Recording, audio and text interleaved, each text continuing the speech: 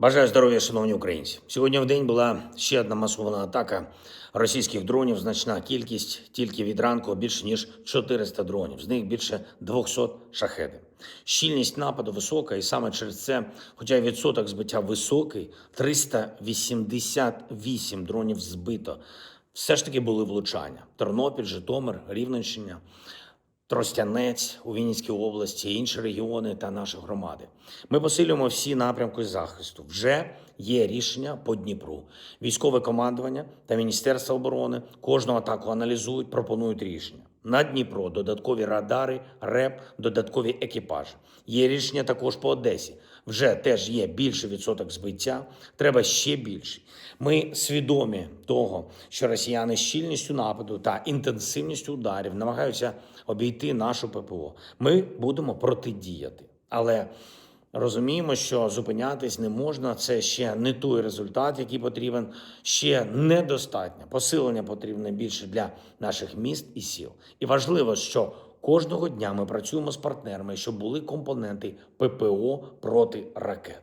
У квітні ми забезпечили необхідне постачання. Також були нові внески в програму Pearl.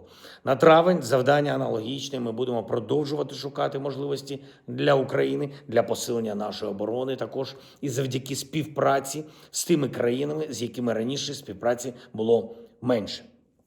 Українську експертизу в захисті ми виводимо на глобальний рівень. Кожна українська компанія, всі наші виробники, всі наші розробники, досвід наших військових в захисті – це великий український актив. І ця сила має тільки зміцнюватись. Я дуже вдячний усім, хто реально цьому допомагає. Сьогодні також я провів нараду по армійській реформі. Багато щодо цього ми проробили у квітні. І були і засідання ставки, де ми готували деталі. І окремо працювали наші військові. Головнокомандувач, Генеральний штаб, міністр оборони, команда Офісу президента. Я дякую усім вам. Дякую за цю роботу. Сьогодні ми затвердили формат, який буде реалізовано. Головне, щоб наша армія була більше адаптована до викликів.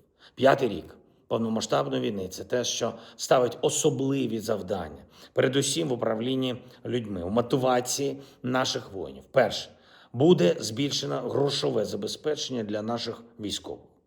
На тилових посадах не менше, ніж 30 тисяч гривень на місяць. Бойові посади значно більше. Буде підвищено і суттєво грошове забезпечення наших бойових командирів, сержантів, офіцерів, командирів батальйонів, командирів бригад, корпусів. Загалом має бути більше такої державної поваги до досвідченої ланки управління в армії. Україна має забезпечувати реальні стимули, щоб люди, які знають, як управляти військом безпосередньо на лінії фронту і боєм, були зацікавлені бути в армії та відчували, що їхній досвід цінується. Другий аспект реформи – це нові особливі умови для піхоти. Все тримається на плечах піхотинців.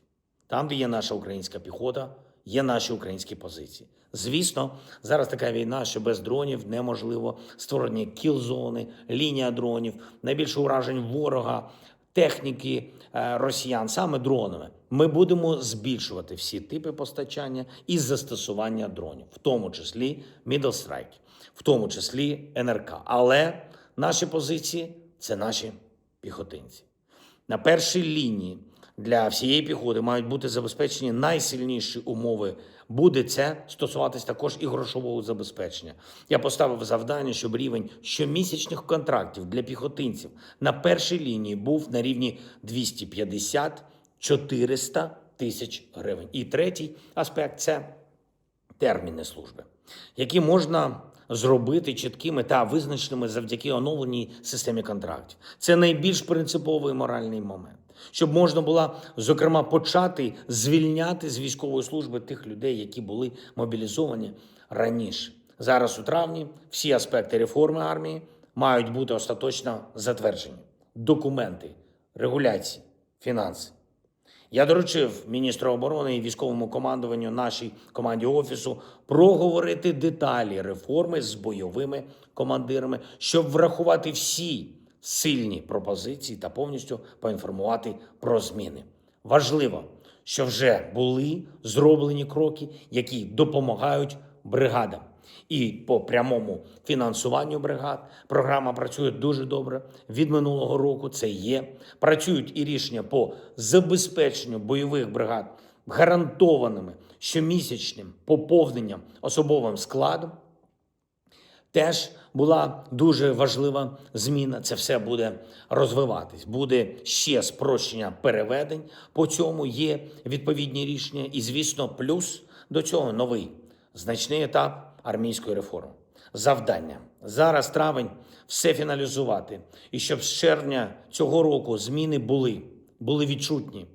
І ще одне, ми готуємо також суттєве посилення напрямку наших далекобійних санкцій, українських далекобійних систем. Будуть рішення і по військовій освіті. Слава Україні!